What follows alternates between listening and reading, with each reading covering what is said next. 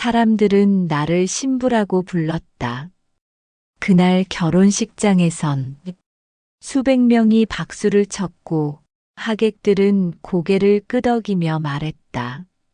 민재 씨, 정말 복 받았네. 하지만 그 누구도 몰랐다. 그 결혼식장에 신부로 선 내가 10년 전 그의 아이를 품고 죽어간 여자의 동생이라는 걸. 내 이름은 정지우. 우리는 둘뿐이었다. 아빠는 우리 어릴 적 집을 나갔고, 엄마는 내가 중학교 올라갈 무렵 암으로 돌아가셨다. 장례식장에서 사람들이 조용히 나를 쓰다듬던 그날, 나는 아무 말도 못하고 바닥만 보고 있었는데, 언니가 내 손을 꼭 잡고 말했다. 엄마는 내가 대신할게. 내가 내 곁에 있을게. 그날부터 언니는 엄마였다. 매일 아침 도시락을 싸주고, 기말고사 때는 내 방 앞에 따뜻한 물을 놓아줬다. 내 생리통을 대신 아파해주고 첫 이별을 했을 땐 말없이 등을 토닥여주던 사람. 나는 늘 언니를 따라다녔다. 언니가 만든 그림을 칭찬했고, 언니의 얼굴을 세상에서 제일 예쁘다고 생각했다. 내게 언니는 세상 전부였다. 그래서 언니가 그 사람을 만나고 웃음이 많아졌을 때 나는 기뻤다. 언니도 이제 행복해지나 보다 싶었으니까. 언니는 민재를 같은 대학교 교양 수업에서 처음 만났다고 했다. 처음엔 몰랐단다. 그 사람이 그렇게 큰 집안의 아들인지, 그저 키 크고 말투 다정한 남학생이었단다. 같이 조별 과제를 하면서 친해졌고, 캠퍼스 안작은 벤치에서 자주 얘기했단다. 민재는 시사와 철학에 관심이 많았고, 언니는 미술 전공답게 감성적인 사람이었다. 서로 다른 세계에서 온 것 같았지만, 그게 서로를 더 끌리게 만든다고 했다. 언니는 말하곤 했다. 나 진짜 이 사람한테 처음으로 보호받는 느낌 들었어. 그때부터였다. 언니는 민재가 보낸 문자 한 통에 얼굴이 밝아졌고, 그와 통화한 날엔 화장을 2번씩 고쳤다. 그 사람을 만나고 처음으로 결혼이란 단어를 입에 올렸다. 나 진짜 이 사람 만나서 결혼할 수도 있을 것 같아. 그 말하는 언니의 얼굴은 진짜 처음으로 인생이 따뜻해졌다는 사람처럼 보였다. 하지만 그 사람을 만난 지 6개월 후, 언니는 임신했고 그 후엔 자주 울었다. 민재가 요즘 바빠. 민재가 연락이 뜸해졌어. 민재 어머니가 나보고 부담스럽대. 그 말들이 이어질수록 언니는 점점 말이 없어졌고, 하루는 술에 취해 울면서 말했다. 내가 너무 좋아해서 나 혼자 착각한 걸지도 몰라. 그리고 2달 뒤 언니는 집으로 돌아오지 않았다. 이틀째 연락이 끊겼고, 셋째 날 언니는 학교 근처 고시원에서 숨진 채 발견됐다. 작은 방 안엔 가스 냄새가 가득했고, 책상 위엔 단 한 줄 남겨진 메모가 있었다. 그 사람한테 미안해요. 자살이었다고 했다. 하지만 이상했다. 언니는 가방도 안 가져갔고, 폰엔 통화 기록이 싹 지워져 있었고, 메모엔 가족 이야기는 단 한 줄도 없었다. 시신을 확인한 날 나는 언니의 손목에 작은 멍이 있는 걸 봤다. 경찰은 스트레스성 충동 선택이라며 수사를 더하지 않았다. 학교도 신문도 모두 침묵했다. 그냥 하나의 흔적 없는 죽음이 되었다.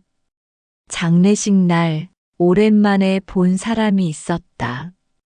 아버지, 엄마가 돌아가신 이후로 소식조차 없던 사람이 윤지 언니의 부고 소식을 듣고 늦은 밤 조문객이 빠져나간 자리에 술 냄새를 풍기며 나타났다.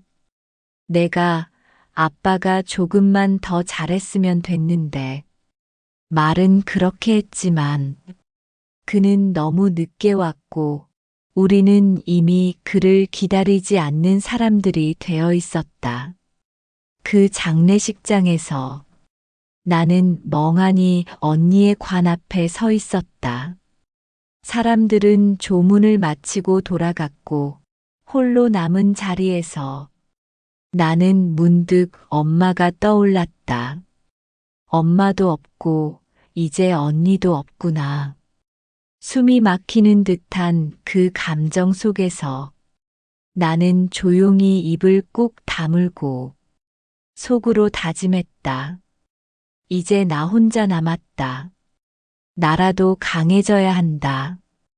그날부터 나는 모든 걸 바꾸기 시작했다.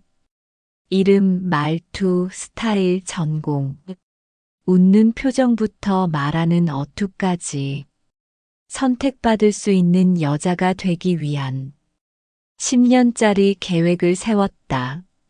엄마는 이미 세상에 없었고 아빠는 그냥 없는 사람이라고 생각했다. 그 누구에게도 복수를 말하지 않았고 그 누구에게도 눈물을 보이지 않기로 했다. 주변 사람들에겐 그냥 좋은 회사 들어가 열심히 산다고만 했다. 나는 그 누구에게도 내 진짜 목적을 말한 적이 없다. 사내 연애는 금지였지만 나는 규칙 위를 걸었다. 눈에 띄지 않으면서도 빠르게 올라가고 가까이 다가갈 수 있는 곳. 민재가 있는 M그룹. 내 목표는 단 하나였다. 그 집의 며느리. 내가 언니 대신 그 집에 들어가 언니를 지워버린 그 사람 곁에 웃으며 서는 것. M그룹에 입사한 첫 해, 나는 영업기획팀에 배치됐다. 자료는 많고 책임은 무겁고 하지만 티는 나지 않는 자리. 그 누구도 관심 주지 않았지만 나는 매일 새벽같이 출근해 숫자를 정리하고 실수를 고치고 누가 알아주지 않아도 조용히 쌓아 올렸다. 그러던 어느 날 회사에 위기가 닥쳤다. 출하 직전의 주력 제품이 품질 이슈로 묶이면서 대형 거래처 몇 곳이 계약 파기를 통보해왔다. 수십억 원이 날아갈 수도 있는 큰 문제였다. 임원 회의실엔 침묵이 흘렀고 대응팀이 꾸려졌다. 모두가 허둥대는 사이 나는 그날 밤 내 책상 앞에 앉아 정리하기 시작했다. 거래처별 계약 금액과 클레임 규모, 출하 지연 시 손해 추산 금액, 남은 재고로 대체 출하 가능한 창고 위치, 각 거래처의 불만 수위와 우선 대응 순서, 그리고 과거 유사한 사태에서 타 제약사가 어떻게 위기를 봉합했는지의 사례 분석까지. 자료는 많았다. 전화 녹취, 계약서, 창고 리스트, 뉴스 기사. 그걸 다 모아 요약하고 핵심만 뽑아 딱 A사 2장짜리 보고서를 만들었다. 불필요한 말은 뺐다. 민재가 원하는 건 보고가 아니라 판단이었으니까. 며칠 뒤 내 보고서는 민재 팀장의 책상 위에 올랐다. 그리고 그날 오후 내 이름이 처음 그의 입에서 나왔다. 이거 만든 사람 누구야? 영업기획팀 신지우 사원입니다. 며칠 후 나는 민재가 주도하는 TF 회의실에 앉아 있었다. 그의 회의에서, 그의 이메일에, 그의 옆자리에, 그리고 회의가 끝난 뒤 민재는 내게 말했다. 다들 말은 많아. 근데 당신은 정리를 해. 그래서 내가 편해. 그날 이후 내가 있는 곳엔 항상 민재가 있었다. 그리고 나는 알고 있었다. 이건 우연이 아니야. 나는 지금 내가 만든 계획 안에서 움직이고 있다. 나는 알고 있었다. 민재가 어떤 여자를 좋아하는지, 언니의 사진 속 웃는 얼굴, 그의 옆에 앉아있던 수수한 옷차림, 밝고 조용했던 말투까지. 나는 머리를 단정히 묶고, 화장은 최대한 연하게 했고, 옷은 늘 정갈하고 단정하게 입었다. 감정을 앞세우기보다 상대방을 먼저 배려하는 방식으로 모든 대화를 시작했다. 처음엔 그저 몇 마디 업무상 대화로 시작됐다. 보고서를 정리해서 보낸 어느 날 민재 팀장에게서 칭찬이 담긴 답장을 받았다. 정리가 아주 잘 되어 있네요. 다음 회의 자료로 써도 되겠어요. 그의 말은 건조했지만 나는 그 작은 반응 하나도 놓치지 않았다. 그건 이 회사에서 살아남는 법이었고 또한 복수를 향한 첫 발걸음이기도 했다. 며칠 뒤 회의가 끝나고 그는 나를 복도 끝에서 불러 세웠다. 지우 씨는 항상 조용한데 묘하게 신경이 쓰이네요. 그게 나쁜 뜻은 아니고요. 그냥 그런 사람이 있어요. 나는 고개를 끄덕이며 살짝 웃어 보였다. 그냥 조용히 일하는 게 편해서요. 그는 웃었다. 그 웃음은 어쩐지 어린애 같았다. 그 뒤로 그는 종종 야근 중인 내 부서 앞을 어슬렁거렸다. 한밤중 아무도 없는 사무실에서 모니터 불빛만 반짝이는 그 공간에 민재가 조용히 등장하곤 했다. 때로는 따뜻한 커피를, 때로는 편의점에서 사온 샌드위치를 들고 일이 너무 많죠? 내가 좀 더 챙겨줬어야 했나? 그가 말할 때 나는 머리를 흔들었다. 아니에요. 그냥 제가 좀 느려서요. 그는 고개를 저으며 한숨을 쉬었다. 지우 씨는 느린 게 아니라 꼼꼼한 거예요. 그 말 한마디에 나는 마음속으로 숫자 하나를 지웠다. 민재의 마음을 얻기까지 걸릴 시간. 생각보다 빨랐다. 어느 날은 백화점이었다. 같이 점심 먹을까요? 라는 그의 제안이 같이 쇼핑하자는 뜻일 줄은 몰랐다.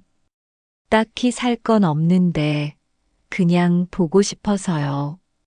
그는 그렇게 말하며 나를 고급 브랜드들이 늘어선 플로어로 이끌었다. 처음 온 것처럼 고개를 돌리고 낯선 듯 어색하게 서 있었지만 사실 난 이미 다 알고 있었다. 이 브랜드가 어떤 옷을 팔고 어떤 스타일이 민재가 좋아하는 느낌인지 이거 어울릴 것 같은데요. 그가 고른 건 연한 아이보리색 블라우스와 차분한 톤의 스커트였다. 나는 놀란 척 물었다. 이런 건 너무 고급스러워서 부담스러운데요. 그는 고개를 저으며 웃었다. 아니요. 지우 씨는 원래 이런 분위기가 있어요. 그동안 숨기고 있었던 거예요. 그 말에 나는 눈을 피했다. 아니, 피하는 척 했다. 그리고 다시 거울을 봤다. 피팅룸 안 낯선 옷을 입은 내 모습은 분명히 언니와 닮아 있었다. 그가 한때 사랑했던 그리고 죽음으로 몰아넣었던 그 여자. 백화점 식당가에서 민재는 말없이 나를 바라봤다. 그의 눈빛은 조심스러웠고 또 진지했다. 나는 그걸 읽을 수 있었다. 지우 씨, 우리 좀 더 자주 보면 안 될까요? 그는 그렇게 조용히 물었다. 나는 조금 놀란 듯 미소 지으며 대답했다. 글쎄요, 민재 씨 같은 분이 왜 저 같은 사람한테. 그는 손을 뻗어 내 컵을 천천히 밀어줬다. 지우 씨는요, 있으면 마음이 편해져요. 그게 저한텐 정말 큰 일이에요.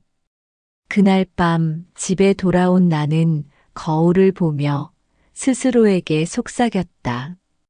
그래, 계속 날 사랑하게 해. 계속 날 아끼고 놓지 못하게 해. 그래야 내가 가장 아플 테니까. 그가 먼저 나를 좋아하게 될 줄은 알았지만 이렇게까지 빠르게 그리고 진심일 줄은 몰랐다. 그와 내가 함께하는 시간이 늘어나자 결국 그의 부모도 이상함을 느꼈다. 왜 저런 애랑 자꾸 만나는 거지? 어머니는 민재를 불렀다. 그 여자 집은 어디고 부모는 뭐 하는 사람들이니? 민재는 망설이지 않았다. 엄마, 지우는 좋은 사람이에요. 그게 다예요. 어머니는 조용히 말했지만 그 목소리엔 확실한 결의가 있었다. 민재야, 너는 M그룹 후계자야. 여자 하나 때문에 모든 걸 망칠 순 없어. 그 말에 민재는 잠시 눈을 감았다가 조용히 말했다. 엄마, 저 지금 숨 좀 쉬고 싶어요. 그동안 늘 사람한테 맞춰 살았잖아요. 근데 지우는요, 저한테 맞춰줘요. 그냥 저로 살아도 된다고 해줘요. 제가 오래 못 버틸 것 같으면, 그럴 거면 제발 지금 지우랑 있게 해주세요.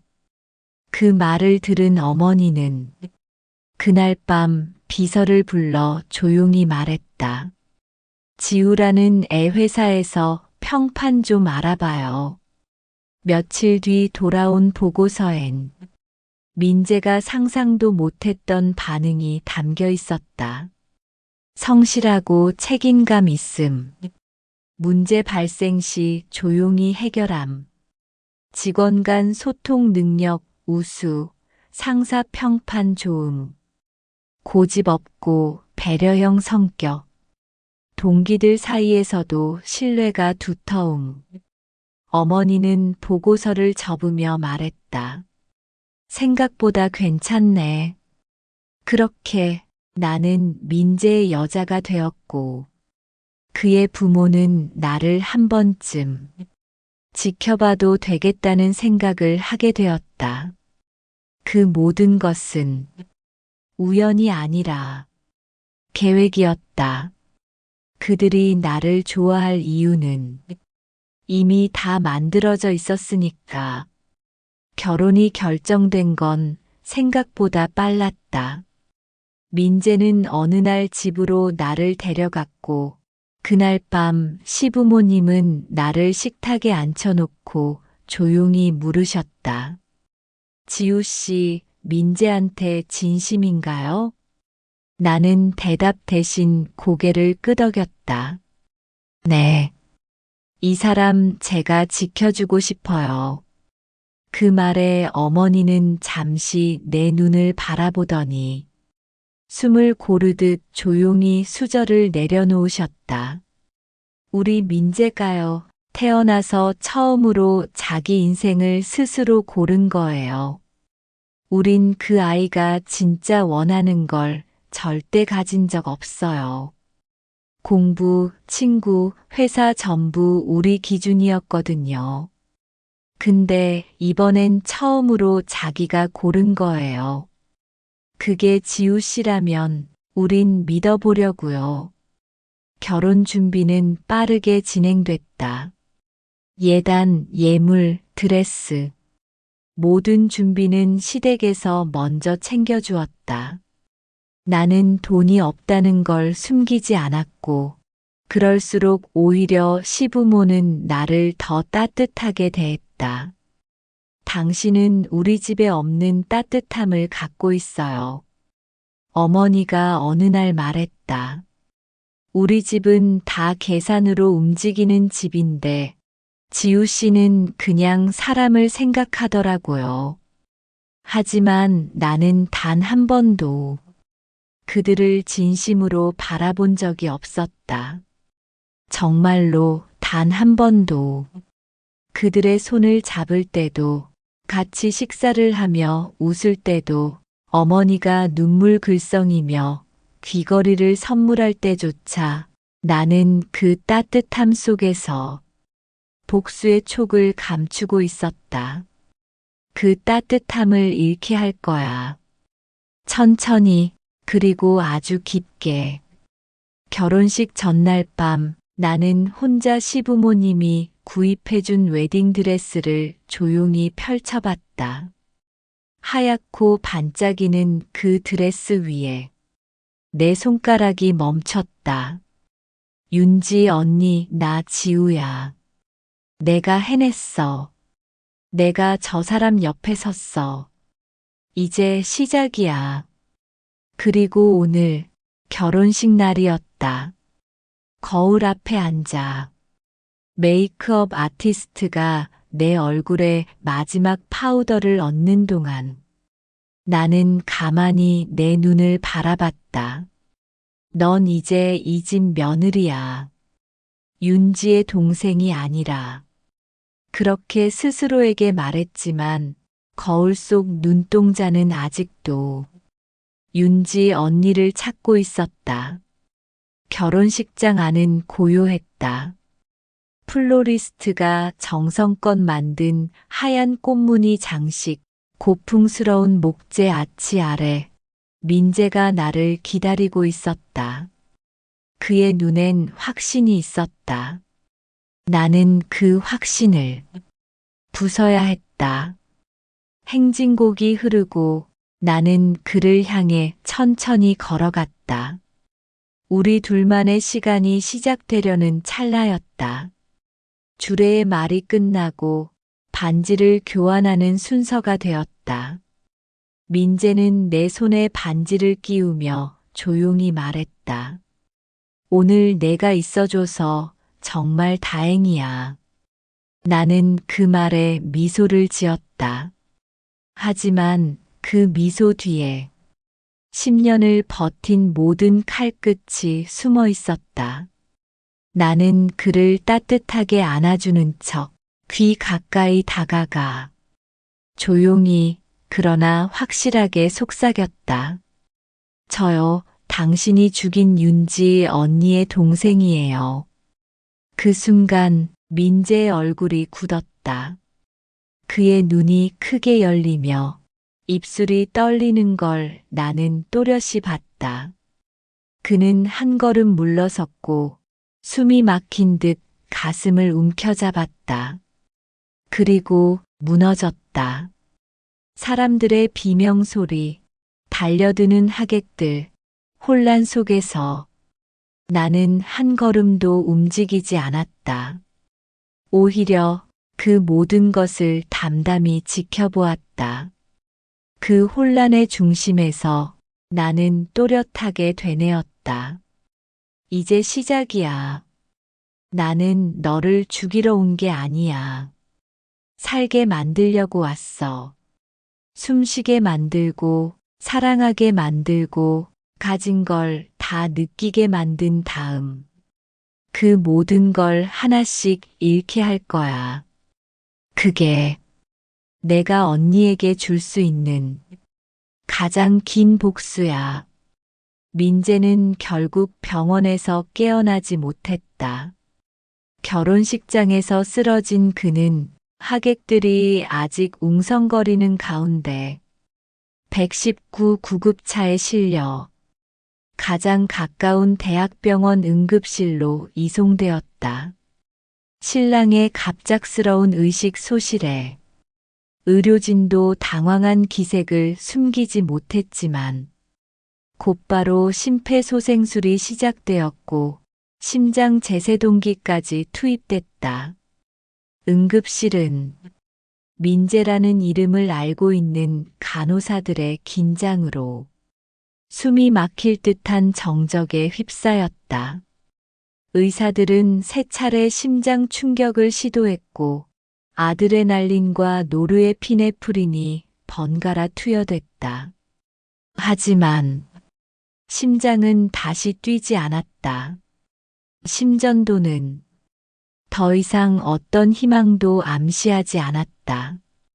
모니터 속 파형은 점점 평평해졌고 마지막 경고음을 남긴 채 긴 선 하나만이 남았다. 의무 기록에는 간결한 진단명이 적혀 있었다. 시민성 급성 쇼크, 강한 정신적 충격에 따른 급성 심정지, 기저 심장질환 이력 협심증. 사실이었다. 민재는 평소에도 남들 모르게 약을 챙겨 먹곤 했다. 거의 들키지 않았지만 나는 알고 있었다. 계약서 회의 중 그가 말없이 물 한 컵을 마시며 재킷 안쪽에서 약통을 꺼내는 순간을 보고 말았다. 처음엔 아무렇지 않게 넘겼다. 하지만 두 번째, 세 번째 반복되자 나는 민재의 병력을 확인했고 민재 본인 입으로도 스트레스 받으면 심장이 조여들 듯 답답하다고 말한 적이 있었다. 사무실 안에서 그가 조용히 가슴팍을 누르고 천천히 호흡을 고르던 그 모습, 창밖을 바라보며 묵묵히 서 있던 그 뒷모습, 나는 알고 있었다. 그의 심장은 무너지기 직전이라는 것을 누군가가 건드리기만 해도 산산이 조각날 수도 있다는 것을 그래서 알고 있었기에 그날 결혼식장에서 그 한마디가 그에게 어떤 파괴력을 가질지 정확히 계산하고 있었던 것이다. 나는 그 말을 충동적으로 하지 않았다. 10년 동안 수없이 입을 다물고 수없이 삼켰던 말이었다. 그 단어 하나가 민재의 심장에 닿았을 때 무슨 일이 벌어질지 나는 너무도 잘 알고 있었다. 그럼에도 나는 웃으며 말했다. 저요, 당신이 죽인 윤지 언니의 동생이에요. 그리고 민재는 무너졌다. 며칠이 지났다. 도시의 소음도 가십 뉴스의 시끌벅적한 소란도 이제는 나와 아무런 상관없는 세계처럼 느껴졌다. 나는 그날 이후로 처음으로 모든 장식을 벗은 채 단정한 검은 코트에 화장기 없는 얼굴로 윤지 언니의 무덤을 찾았다. 낮은 구름 위 작은 나무 몇 그루가 바람에 잎을 흔드는 그곳. 비석 위엔 언니의 이름이 너무 조용하게, 너무 차갑게 새겨져 있었다. 무릎을 꿇고 앉아 나는 한참을 아무 말도 하지 않았다. 마치 언니가 먼저 말을 걸어주기를 기다리는 것처럼 묘비 앞 잔디 위에 떨어진 낙엽 하나하나를 하염없이 바라보다가 천천히 입을 열었다. 언니, 나 결국 말했어. 목이 메이지도 떨리지도 않았다. 생각보다 조용한 목소리였다. 그 사람한테 내가 누군지, 윤지 언니의 동생이라는 걸 결혼식장에서 사람들이 다 보고 있는 앞에서 그 사람 귀에 대고 말했어. 아무런 장식도 없이, 꾸밈도 없이, 그냥 있는 그대로. 나는 다시 비석을 바라봤다. 비석 너머 어딘가에서 언니가 웃고 있는 얼굴을 상상해 보려 했지만 그게 잘 되지 않았다. 지금의 언니는 웃지 않고 말도 없고 그저 그 자리에 머물러 있을 뿐이었다. 그 사람이 그 말 듣고 쓰러졌어. 다들 놀라고 소리 지르고 응급차가 오고 그리고 병원에서 끝내 일어나지 못했어. 말하면서도 감정은 일렁이지 않았다. 그건 슬픔이 아니라 마치 잘 마친 수술 후의 공허함 같았다. 죽었어. 언니. 내가 한 말 한 줄로 그 사람은 그냥 무너졌어. 한참 동안 바람 소리만 들렸다. 멀리서 까치가 한 번 울고 그조차도 금방 사라졌다. 신기하지 않아? 내가 10살이었을 때 언니가 내 이름 불러준 것처럼 이제는 그 사람 심장을 멈추게 만든 것도 내 이름이었어. 윤지의 동생, 그 말 한마디가. 나는 주머니에서 조심스레 작은 노트를 꺼냈다. 지갑에 넣고 다녔던 아주 얇고 다른 노트. 그 안엔 언니와의 기억, 내가 평생 붙잡고 있었던 문장들, 언니가 웃던 날에 대해 썼던 것들, 그리고 결혼식 전날 밤에 적은 마지막 문장이 담겨 있었다. 노트를 접어 언니 묘비 앞 흙 위에 조심스레 눕혔다. 그리고 흙을 살짝 덮으며 말했다. 이제는 놓을게. 이건 우리 둘만 아는 이야기로 남겨. 나는 다시 고개를 들었고 차가운 바람이 볼을 스치고 지나갔다. 지금 이 순간이 언니와 내가 진짜로 이별하는 순간이라는 걸 나는 알고 있었다. 눈물이 안 나. 이상하지?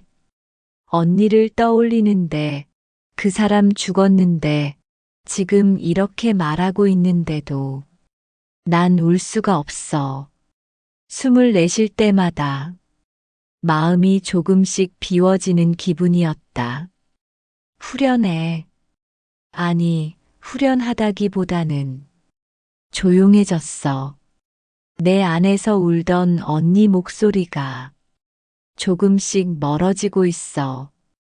드디어 이제야 언니를 보내는 것 같아. 나는 일어섰다.